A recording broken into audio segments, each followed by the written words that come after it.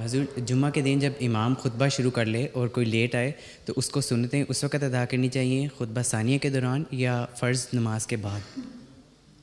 جب بھی آپ جمعہ مسجد میں آتے ہیں جی آپ کو سنتیں پڑھنی چاہیے، ٹھیک ہے۔ بعض لوگ یہ بھی غلط کرتے ہیں کہ خطبہ تو سن لیتے ہیں اردو کا، اور جو مسنون خطبہ ہے جی وہ اس میں کھڑے ہو کے اس کو توجہ نہیں دیتے اور سنتیں پڑھنے لگ جاتے ہیں۔ یہ غلط طریقہ ہے۔